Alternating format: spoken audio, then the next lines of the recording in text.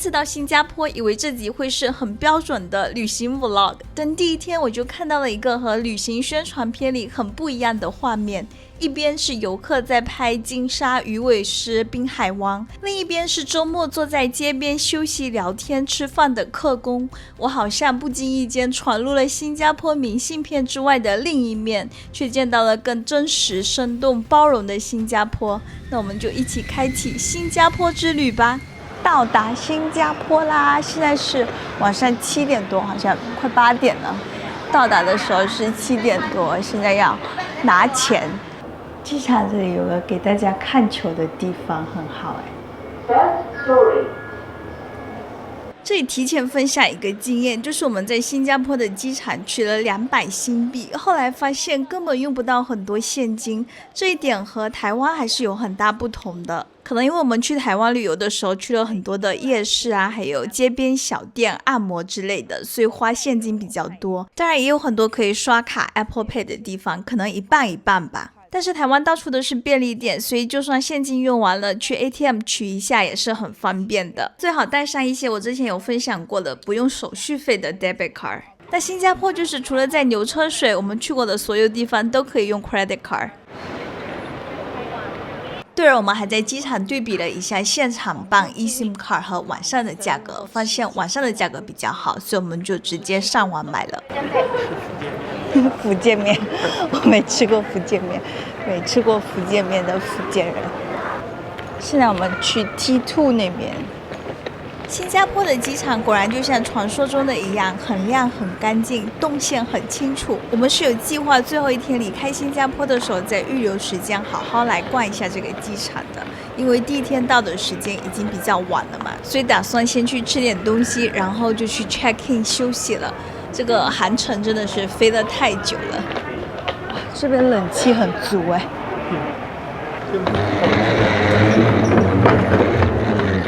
靠左吗？不是靠右。你看前面的都是靠左。请问有没有新加坡的朋友？新加坡是都靠左吗？啊，这边好多人呀，还有鼎泰丰，瀑布就在前面。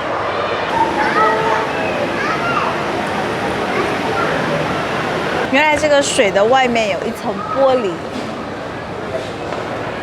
现在9点了，松发还要排半小时。新加坡的第一顿来吃松发肉骨茶，隔壁的海南堡，因为那边排队太长了，据说这家也很不错，赶紧吃一吃，要回酒店 check in 睡觉了。因为我现在有时差，所以脑子比较迟钝。看我点的一共3个菜：咖喱鸡腿饭、鸡粥，还有一个海南鸡。这里面一共是40新币，大概是30出头美金这样子。赶紧吃，这个粥里有芽菜，还挺入味的粥。海南鸡，这里的地段海南鸡。人生不吃海南鸡饭不完整。来新加坡不吃海南鸡饭不完整，来新加坡不吃肉骨茶不完整，来新加坡不吃珍宝蟹不完整。来新加坡不喝 Mr. Coconut 不完整。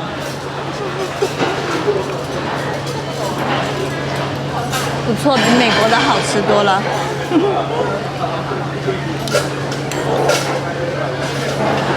这样我的要求是不是太低了？只要求比美国的好吃。哎，你妈妈现在放假了吗？放啦，应该吧。到9点多。他还不回我消息吗？9点多，他可能还没起床。我现在7点多就起床，问他了。Hello， 我给你发的消息你听到了吗？你收到了吗？没有啊。哎，我给你发了，你那个有3张图，你都没收到吗？我还没看呢，你刚刚发的是不是？对啊，刚刚发的。我还没看。你现在到哪里了？你看到新加坡了，你看一下，我们在吃海南鸡饭。海南鸡跟 Peter 的白切鸡差不多。在机场里边。这个新加坡是個最流行吃飯。海南雞。OK。好，拜拜。你给你媽媽說拜拜。拜拜。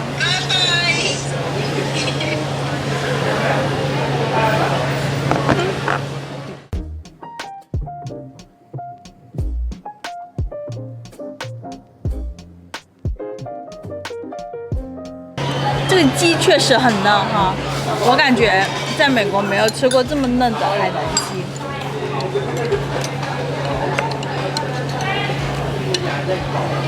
而且它的酱汁比较清爽。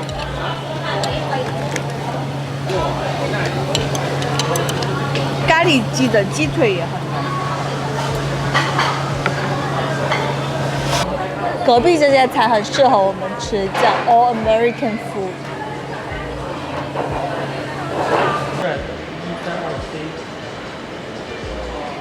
用上了 Grab， 然后打了个车到酒店，一共是33新币。车从机场开进市区的路上，我一直看着窗外。新加坡给我的第一感觉就是密度很高的现代化城市，并且非常有秩序。当时我没有想到，第二天我会看到跟这些完全不一样的画面。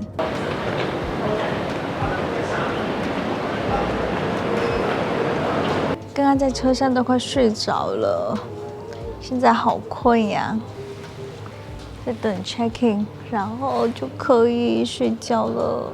我们这次在新加坡会住2家酒店，一家是这家洲际，另外一家是 Conrad， 到时候给大家拍 hotel review。好吧，那我们明天再见，拜拜。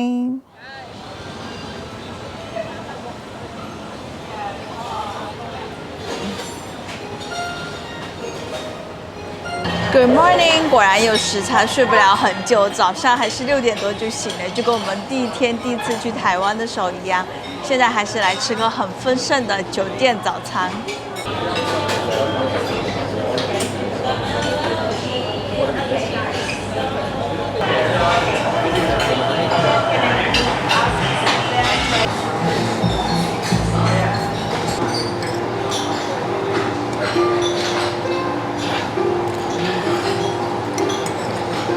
吃完早餐，一大早我们就可以开始在新加坡的游览了。我决定先用走路的方式认识新加坡。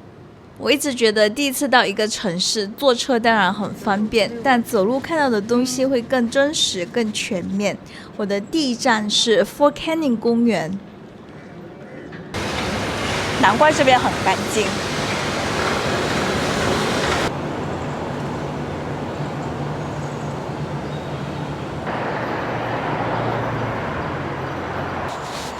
公鸡，路上有公鸡。哇，这树很高哎。对啊，这很有热带雨林的感觉。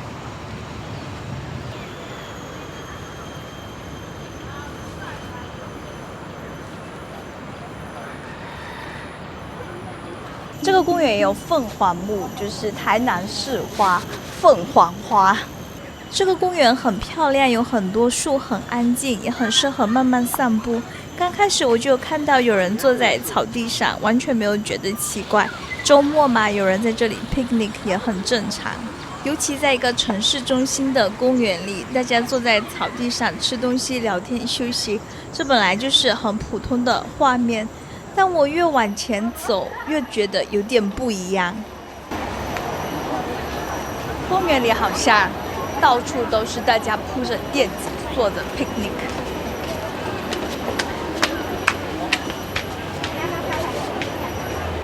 因为不是一小群人，也不是偶然几组人在野餐，而是一路上到处都是。有的人坐在草地上，有的人坐在台阶边，还有一些人围成一圈一起吃东西聊天。我一开始真的以为今天是不是刚好有什么活动或者是什么节日，感觉好壮观啊！我后来特意上网查了一下，才慢慢明白，原来在新加坡周末有很多移工、客工会在公共空间聚集，他们平时可能住在比较远的宿舍区，工作也很辛苦，周末休息的时候会来到市区公园、桥下商场附近和朋友见面、吃饭、聊天，汇钱买东西，度过难得属于自己的时间。这些画面真的有给我带来一些小小的震撼与惊叹，因为我发现新加坡这个城市空间本身居然包容性这么大，反差这么大。一边是游客看到的精致新加坡，另一边是支撑这座城市运转的很多人在周末用公共空间找回一点自己的时间。这个画面让我一下子意识到，我之前对新加坡的理解太单一了。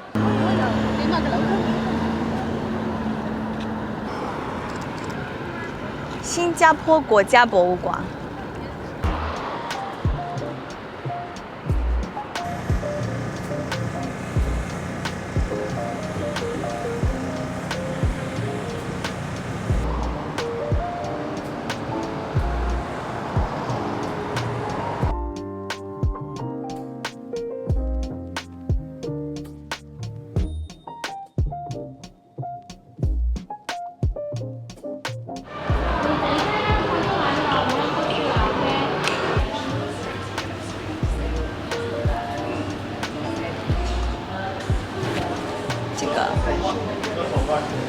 离开 Fort Canning 之后，我们继续当天的游客行程，去坐了鸭子船。这其实是一个很典型的旅游项目，它会带你从陆地开到水上，一路看新加坡的城市风景。对于第一次来的人来说，这个角度还挺好的，因为你不用自己规划路线，就能看到很多地标和城市的轮廓。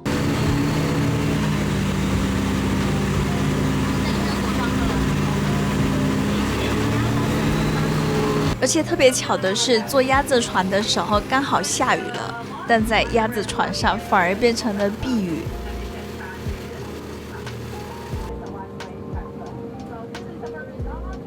雨中的新加坡也很好看，玻璃外面是灰色的天空，远处是金沙、摩天轮、高楼和水面，整个城市有一种很冷静的质感。不过我必须诚实说一句，这个鸭子船的噪音真的太大了，它不是那种安静欣赏风景的体验，而是你一边看城市，一边听着发动机在旁边轰轰响。所以如果你是第一次来新加坡，想轻松看一圈城市，它可以是一个选择。但如果你想安静舒服沉浸式的欣赏风景，那它可能就没有想象中那么浪漫了。不过对我来说，这段体验还是挺有意思的，因为它很像游客视角的新加坡，安全方便，景点集中，哪怕下雨也有一个安排好的方式继续看这座城市。而且我之前去西雅图本来想去坐鸭子船，没想到还没坐上，但是在新加坡坐上了。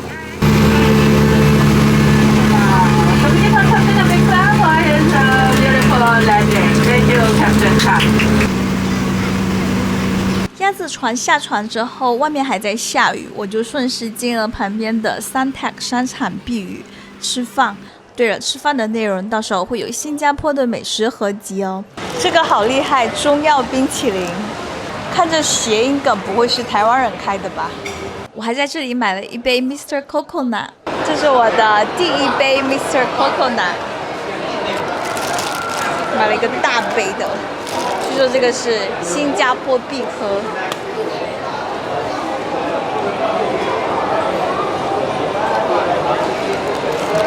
果然不加糖就已经很甜了，我这个是没有加糖的，很好喝哦。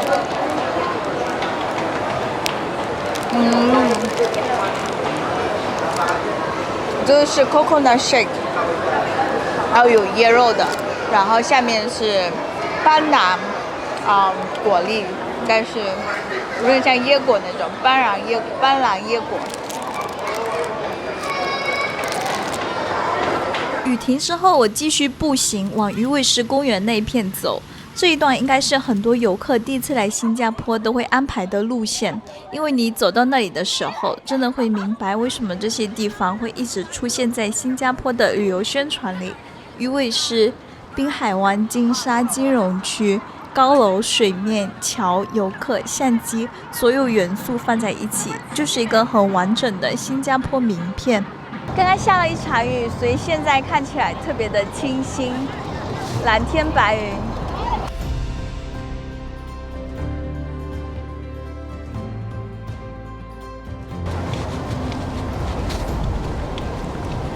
漫步新加坡，好漂亮啊！不愧是花园城市。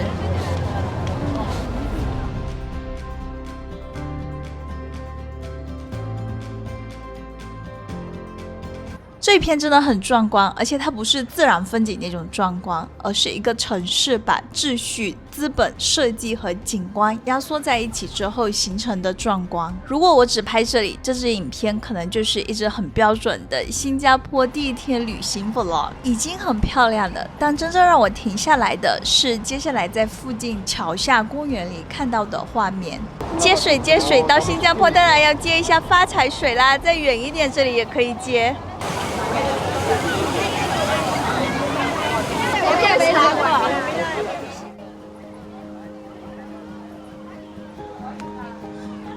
在鱼尾狮公园附近，我又看到了一大片周末聚集的移工。这一次的感觉比早上在 Fort Canning 更强烈，因为这里离新加坡最标志性的景观太近了。一边是鱼尾狮，是游客排队拍照，是滨海湾金沙，是非常壮观的城市天际线。另一边在桥下阴影里公共空间的边缘，有很多人坐在地上休息、聊天、吃东西，这个反差太明显了。我突然感觉，所谓一座城市的美，不只是那些被设计出来给游客看的部分，也包括那些没有被放进宣传片，但每天都真实发生的部分。我以前看新加坡会先想到干净、安全、现代、富裕、效率，这些当然都是真的。但在到达新加坡的第一天，我就看到新加坡还有另一个层面，它的城市运转背后有很多远离家乡的人，他们参与建造、维护、服务这座城市，然后在休息日需要在公园、桥下、广场这些公共空间和朋友相聚。如果我只拍金沙、鱼尾狮和机场，这支影片会很漂亮，但可能不完整。可如果我只把坐在街边休息的人拍成正经画面，那也不公平。我在想，一个城市最光鲜的地标和那些支撑城市运转的人，为什么会在同一天、同一条路线里被我看见？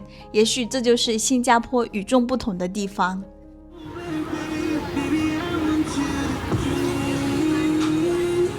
后来我继续步行，经过克拉码头，准备回酒店。如果没有时差，我可能还会在这里多待一会儿。克拉码头这一带很适合夜晚散步，有河有灯光，也有很多餐厅和酒吧。但我时差真的很严重，所以第一天就先到这里吧。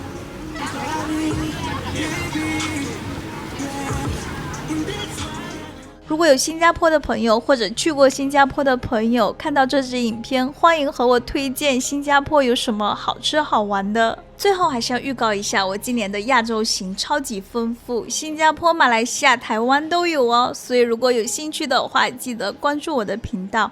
我们下一期影片再见，拜拜。